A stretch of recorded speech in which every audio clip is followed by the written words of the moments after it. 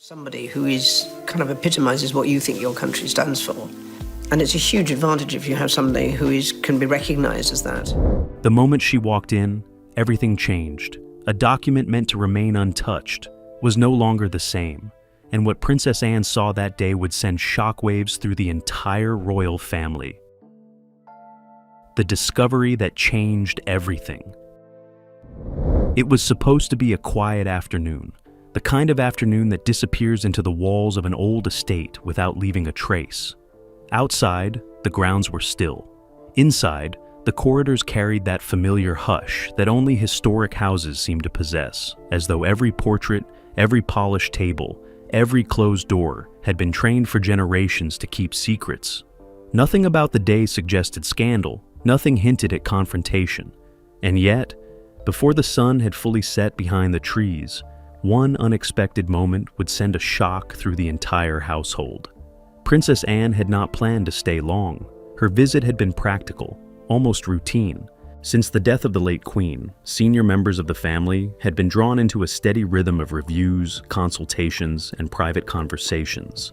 Boxes had been opened, letters had been catalogued, old instructions had been revisited with the care usually reserved for sacred things. It was not glamorous work, but it was necessary. The late Queen had been precise in all matters, especially those concerning family, legacy, and duty. Nothing connected to her final wishes was ever treated casually. That was why Anne took the matter so seriously. For years, she had built a reputation that set her apart from nearly everyone around her. She did not chase approval. She did not perform for applause. While others captivated headlines, Anne earned something quieter and perhaps more valuable: respect. She was known for discipline, for restraint, and for an almost instinctive loyalty to the institution that had shaped her entire life. If there was one person in the family who still believed some lines should never be crossed, it was her. Which is precisely why what she saw that afternoon struck her so deeply. According to whispers now moving through private circles, Anne turned into the West Study at the very moment she was never meant to. The room itself was not unusual. It had long served as a place for private paperwork, estate matters, and sensitive correspondence. But on that day, it contained something far more explosive than routine papers. There, at the desk near the tall window, was the Queen Consort, Lady Catherine, standing over a document tied to the late Queen's sealed instructions. At first, Anne did not speak. She stopped in the doorway and took in the scene in silence. A folder had been opened. Several pages were spread across the desk. One sheet had been set apart from the others, and beside it lay a fountain pen, uncapped and fresh with ink. It was not just the presence of the document that unsettled her. It was the atmosphere around it. The room did not feel administrative. It felt private, intentional, controlled, the kind of room where someone believed they would not be interrupted. Then Lady Catherine looked up. What happened in the seconds that followed has already become the subject of hushed speculation. Some say the Queen Consort appeared startled. Others insist she was calm, almost too calm, as if she had already prepared an explanation in case anyone walked in. But nearly every version agrees on one thing. The expression on Anne's face changed immediately. Not into panic, not into outrage, into recognition. Because she knew what she was looking at. The late Queen's personal instructions were not ordinary family papers. They were the final architecture of a reign. Every sentence, every clause, every signed page carried enormous symbolic and practical weight. Access was restricted, procedures were strict. There were rules about who could handle copies, who could review summaries, and who was expected to remain entirely outside the process. In a family built on protocol, those distinctions were everything. And in that instant, Anne seems to have understood that something was wrong. No one knows exactly what she said first. Some believe it was a simple question. Others think it was something colder, something sharper, delivered in that steady voice for which she had become known. But insiders say the temperature in the room changed immediately. It was the kind of shift that cannot be measured and yet is unmistakable to everyone present. Two women, one desk, one document, and beneath the surface, a quiet collision between authority and suspicion. Lady Catherine reportedly tried to explain. Perhaps the explanation was innocent. Perhaps she claimed she was reviewing household implications connected to the late Queen's wishes. Perhaps she insisted she had been given temporary access as part of an internal discussion. Or perhaps she said very little at all, understanding that too many words might make the moment worse. But whatever explanation was offered, it did not appear to satisfy Anne, because this was not merely about paperwork, it was about boundaries. In royal life, boundaries often mean more than affection, more than family bonds, even more than personal loyalty. They define who may act, who must wait, and who is never supposed to interfere. To overstep in private can be just as serious as causing scandal in public, sometimes more serious. Public embarrassment can be managed. Private mistrust is far harder to contain, and Anne, above all people, understood that. Those familiar with her way of handling conflict say she rarely erupts in the moment. She does not raise her voice for effect. She does not dramatize what can be documented. Instead, she watches. She notes details. She stores away what matters. That may have been what made the encounter even more unsettling for Lady Catherine. Not a theatrical confrontation, but a measured silence, the kind that suggests judgment has already begun. By evening, the household reportedly felt different. No official statement was made. No doors flew open. No aides rushed to the press. On the surface, life inside the estate continued exactly as expected. Staff moved quietly through corridors. Cars arrived and departed on schedule. Dinner was served. Lamps were lit. But beneath that composed exterior, the atmosphere had changed. Something had been seen that could not be unseen. Something had happened that would force difficult questions into rooms where silence had always been preferred. And at the center of it all was one terrifying possibility. What if the late Queen's final wishes had not remained untouched after all? The fragile power shift. After the Queen. In the days that followed the late Queen's passing, the world was told a simple story: continuity. That was the word repeated across broadcasts, statements, and carefully measured appearances. The crown endures. The transition is seamless. The institution remains steady, no matter the moment. It was a message designed to reassure, to calm, and above all, to preserve the illusion that nothing essential had changed. But behind palace walls, the reality was far more delicate. Because when a monarch reigns for as long as she did, stability becomes deeply personal. It is not just about laws or traditions.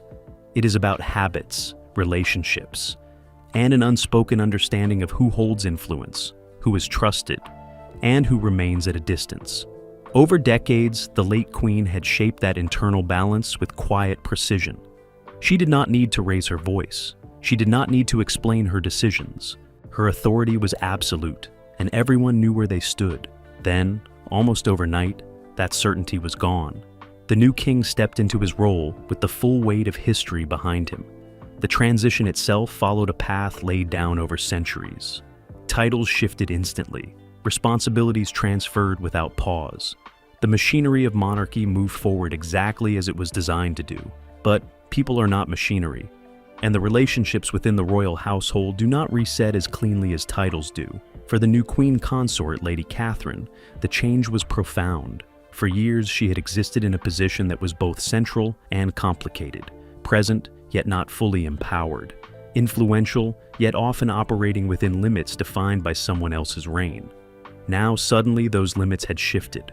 Her proximity to the throne had transformed into something far more tangible: access, visibility, authority, or at least the perception of it. And in a family where perception can carry as much weight as reality, that shift alone was enough to alter the entire dynamic. For some, it was a natural progression, a recognition of her role beside the king, a long anticipated adjustment that reflected the current structure of the monarchy. For others, it was less comfortable, because not every member of the family views change in the same way. Princess Anne had spent her entire life operating under the late Queen's system, a system that valued restraint over ambition, duty over visibility, and above all, respect for clearly defined boundaries. It was not just a way of working, it was a code, one that she followed without hesitation, and expected others to follow as well. In that code, certain lines were never meant to blur. And yet, in the wake of the transition, those lines were beginning to shift, subtly at first. A meeting here, a decision there, small adjustments that, taken individually, might have seemed insignificant. But together, they formed a pattern, a sense that influence was being redistributed, not through formal declarations, but through quiet, incremental changes. It was not something that could be pointed to easily, but it could be felt. Staff noticed it in the tone of instructions. Advisors sensed it in the flow of information. Invitations, access, and involvement began to carry slightly different meanings. Nothing overt, nothing that could be challenged directly, but enough to create a quiet awareness that the internal landscape was evolving. And evolution, within an institution built on tradition, can be deeply unsettling, because tradition offers certainty. It tells everyone where they belong. When that certainty begins to loosen, even slightly, it creates space for questions. Questions about authority, questions about influence, questions about who is making decisions, and on what basis. Those questions do not always surface immediately, but they linger. They move through conversations, through private discussions, through the kind of exchanges that never reach the public but shape everything behind the scenes. And this is where the tension begins to grow, because in a monarchy, power is rarely exercised in obvious ways. It is not always about declarations or dramatic gestures. More often, it is about access, about proximity, about who is present when decisions are discussed and who is not. That is the true currency of influence. And in the period following the late Queen's death, that currency appeared to be shifting. For Princess Anne, this was not just an abstract concern. It was personal, not because she sought power for herself, but because she believed deeply in the structure that had governed the family for generations. A structure that depended on clarity, on restraint, on the understanding that certain responsibilities belonged to certain roles, and that overstepping those roles risked destabilizing everything. From her perspective, the system worked precisely because it was respected, not reinterpreted. So when she began to sense that boundaries were becoming less defined, it did not feel like progress. It felt like risk. And risk within the royal family is never taken lightly, because history has shown what happens when internal balance is disrupted. Small shifts can lead to larger divisions. Quiet disagreements can grow into lasting fractures. And once those fractures begin to form, they are incredibly difficult to repair. That is why the events unfolding behind the scenes carried such weight, not because of any single decision, but because of what those decisions might represent. A gradual redefinition of roles, a subtle expansion of influence, a movement away from the rigid structure that had once kept everything in place. And in that environment, even a single moment, a single unexpected encounter could take on far greater significance than anyone initially realized. Because it would not be seen in isolation. It would be seen as part of a pattern that raised a troubling possibility. What if the balance established by the late Queen was already beginning to slip? And if it was, who, if anyone, still had the authority to hold it together? The alleged alteration and what it means. In any other family, it might have been dismissed as a misunderstanding, a document left open, a page out of place, a moment taken out of context and quietly explained away before it had the chance to grow into something larger. But within the royal household, nothing is ever just a misunderstanding. Every detail carries weight. Every action is measured against tradition, and every perceived misstep has the potential to echo far beyond the room in which it occurred, which is why the question at the center of this unfolding situation refuses to disappear. What exactly was being altered? Those close to the inner workings of the household remain careful with their words. No one has offered confirmation.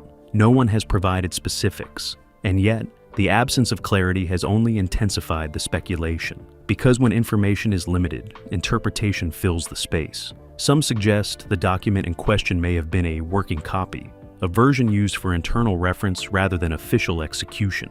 If that were the case, any markings, notes, or adjustments might fall within a reasonable scope of review. Administrative, procedural, even necessary. But others are not so convinced because the late Queen's personal instructions were never treated as ordinary paperwork. They were protected by layers of protocol, each designed to ensure that nothing could be changed, reinterpreted, or influenced once finalized. Even the act of accessing such documents required authorization. Not informal approval, but structured, deliberate clearance. That is what makes the situation so sensitive. If the document was indeed connected to those final instructions, then the question is no longer about intent. It becomes a question of authority. Who has the right to handle it? Who has the right to review it? And more importantly, who, if anyone, has the right to make changes? Within the monarchy, those distinctions are not flexible. They are defined by precedent, reinforced by expectation, and upheld by an understanding that certain responsibilities belong to certain roles, no matter the personal relationships involved. That is why even the suggestion of alteration carries such weight, because it introduces a possibility that many would prefer not to consider, that the boundaries may not be as fixed as they once were. There is also the matter of timing. The period following the late Queen's passing was always going to be delicate. Emotions were still close to the surface. Processes were still unfolding. Decisions were being made in an environment where history, grief, and responsibility were all tightly intertwined. It was a time that called for caution, for restraint, for absolute adherence to established procedures. Any deviation from that expectation, no matter how small, risks being seen as something more significant, something intentional. And that is where perception begins to shape reality. Because in a family where public image is carefully maintained, internal perception can be just as powerful. If one senior member begins to question whether protocols are being followed, that doubt does not remain isolated. It moves, quietly but steadily, through conversations, through private discussions, through the subtle shifts in trust that define how decisions are made. Princess Anne's reaction, according to those familiar with her thinking, was not driven by assumption. It was driven by principle. From her perspective, the issue is not whether anything was ultimately changed. It is whether the situation should have existed at all, because in a system built on clarity, there should be no ambiguity about who handles what, no uncertainty about where authority begins and ends. The moment those lines become blurred, even slightly, the integrity of the system is called into question. And once that question is raised, it becomes difficult to contain. Of course, there remains the possibility that everything has a simple explanation, that what appeared to be an alteration was nothing more than routine handling, that no rules were broken, that no boundaries were crossed. But in the absence of full transparency, that explanation struggles to take hold, because the monarchy does not operate in a vacuum. It operates in the shadow of its own history, a history filled with moments where small decisions led to larger consequences, where quiet actions behind closed doors eventually surfaced in ways no one could control, and where trust, once shaken, proved far more difficult to restore than anyone expected. That is why this moment matters, not because of what can be proven, but because of what it suggests, that even within one of the most structured institutions in the world, uncertainty can still find its way in. And when it does, it rarely leaves without changing something in its wake. Princess Anne's quiet fury behind closed doors. Princess Anne has never been the kind of royal who performs emotion for effect. There are no dramatic gestures, no carefully staged displays of outrage, no sudden breaks from composure that invite attention or speculation. For decades, she has operated with a level of control that few can match, measured, disciplined, relentlessly focused on duty, which is precisely why, when something does affect her, it rarely shows in obvious ways. It settles deeper. According to those familiar with her temperament, Anne does not react in the moment. She absorbs, she processes, she waits. And in that waiting, something far more significant begins to take shape. Not anger in the traditional sense, but something quieter, something colder, a kind of resolve. In the days following the incident in the study, that resolve is said to have become increasingly evident, not through confrontation, but through presence. Anne continued her duties as expected. Public appearances remained unchanged. Her tone, her posture, her expression all remained steady. To the outside world, nothing had shifted. But inside the palace, the atmosphere told a different story. Staff who had worked around her for years began to notice subtle changes, not in what she said, but in how she said it. Questions that were once routine became more precise. Conversations that might have been brief grew slightly longer. Details that others might overlook were now being revisited, examined, clarified. It was not interrogation, but it was close, because Anne was not looking for reassurance. She was looking for certainty. Those closest to her understand this pattern well. When Anne begins to ask questions in that way, it is not out of curiosity. It is because something has disrupted her sense of order. And once that happens, she does not move forward until that order is restored. The difficulty in this case is that restoration may not be simple, because the issue is not confined to a single moment or a single explanation. It touches on something broader, something structural, a question of whether the rules that have governed the family for decades are still being observed in the same way. And if they are not, what replaces them? For Anne, that question is not theoretical. It is fundamental. Her entire role within the monarchy has been built on consistency, on the belief that while individuals may come and go, the framework itself remains intact. That duties are carried out not based on personal preference, but on established responsibility. If that framework begins to shift, even slightly, it creates a kind of instability she is unlikely to accept quietly. Sources suggest that her concerns were not expressed through accusation, but through insistence, a need for clarity, a demand, however politely delivered, for answers that could not be vague or incomplete. What exactly had been happening in that room? Who had access to those documents? And under what authority were they being handled? These are not questions that can be dismissed with general assurances, not when they come from someone who has spent a lifetime ensuring that procedure is followed without exception. At the same time, Anne is not unaware of the sensitivity surrounding the situation. She understands the positions involved. She understands the implications of pushing too hard, too publicly. The balance between addressing a concern and creating a larger conflict is one she has navigated before, which is why everything remains contained, for now. There are no raised voices echoing through corridors, no visible fractures in public appearances. The structure holds, at least on the surface, but beneath that surface, something has shifted. Trust, once uncomplicated, has become conditional, not broken, but no longer automatic. And in a family where so much depends on unspoken understanding, that change alone is significant. Because Anne's silence is not passive, it is deliberate. It signals that a line has been noticed, that a boundary may have been tested, and that until she is satisfied those boundaries remain intact, she will not simply move on. Those who underestimate that approach often misunderstand it. They expect confrontation. They expect emotion.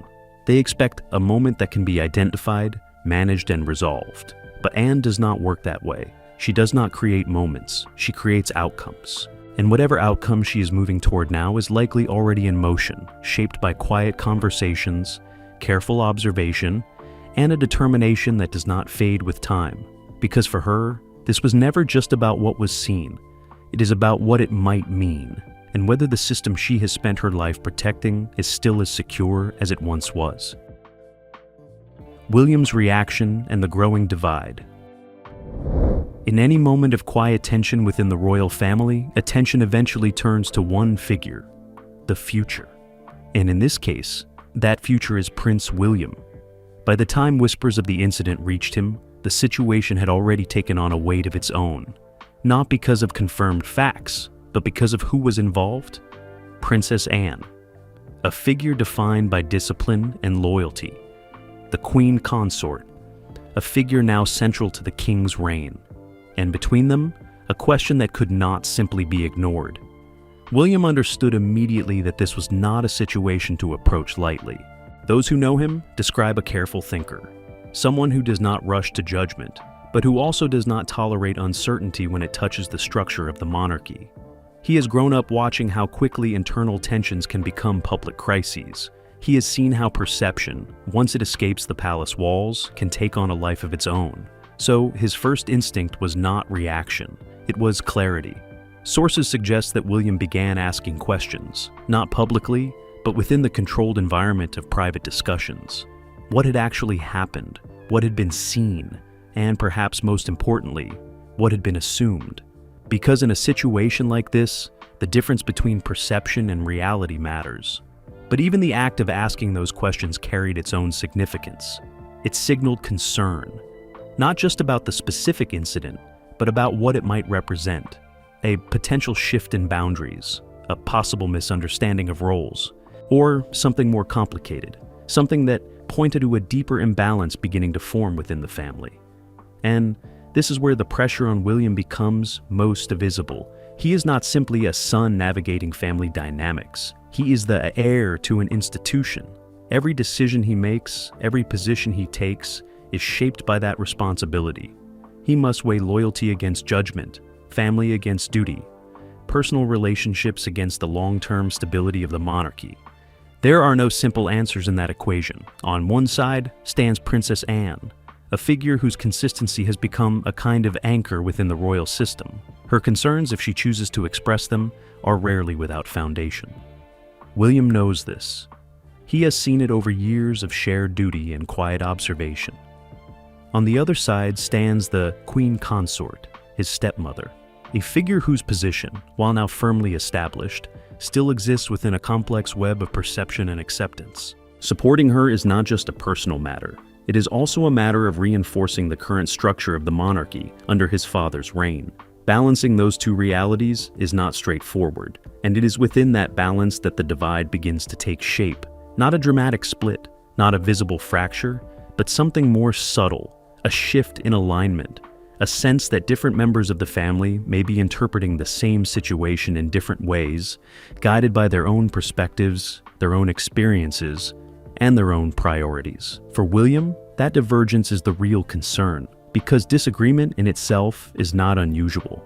What matters is how it is managed, whether it remains contained within private conversations or begins to influence decisions, relationships, and the overall cohesion of the family.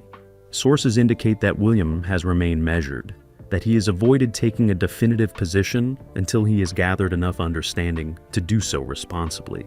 But in doing that, he also creates space for interpretation, space for tension to settle or to grow. And in that space, even small differences can become more pronounced.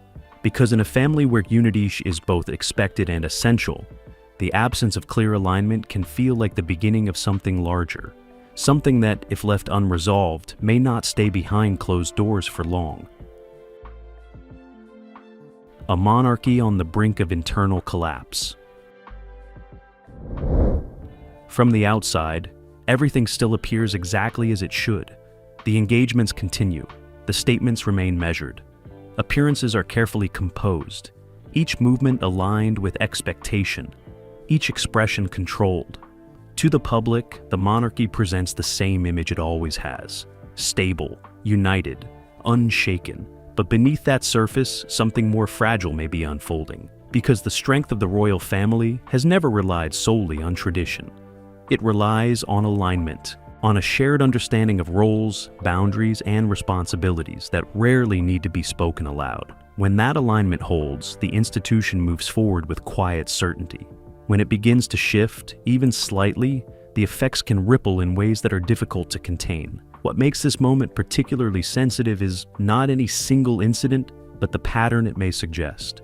A question of boundaries, a question of authority, and perhaps most importantly, a question of trust. Within the monarchy, trust is not a symbolic idea. It is operational. It determines who is included in discussions, who has access to information, and who is relied upon when decisions carry lasting consequences. It is built slowly over years of consistency, and once unsettled, it does not easily return to its original state. That is why even a perceived breach, whether confirmed or not, carries such weight. Because it introduces uncertainty into a system that depends on clarity. Princess Anne's response, measured and deliberate, reflects that understanding. She is not reacting to noise. She is responding to the possibility that something foundational may be shifting, and once that possibility exists, it cannot simply be dismissed. At the same time, the position of the Queen Consort remains central to the present structure of the monarchy. Any tension involving hers does not remain isolated. It connects directly to the king's reign, to the perception of unity at the highest level, and to the stability of the institution moving forward. And then there is Prince William. Standing between past and future, he represents the direction the monarchy will ultimately take. How he interprets this moment, how he responds to it, and how he chooses to maintain balance within the family will shape more than just the present situation. It will influence the tone of the next era, because moments like this do not disappear. They either resolve quietly, reinforcing the structure that contains them, or they deepen, revealing fractures that were already there. The monarchy has endured crises before. It has adapted, recalibrated, and moved forward. But each challenge leaves its mark. Each moment of internal tension reshapes the relationships that define how the institution functions behind closed doors. And now, once again, the question emerges, not whether the monarchy can survive, but in what form it will continue. Because when the balance between duty, authority, and trust begins to shift, even slightly, the consequences are never confined to a single room, a single conversation, or a single moment. They become part of a much larger story, one that is still unfolding. What really happened inside that room may never be fully revealed, but one thing is certain: the balance within the royal family has shifted, and when power, legacy, and trust collide, the fallout is never simple. The question is, can the monarchy hold together, or has something already begun to unravel?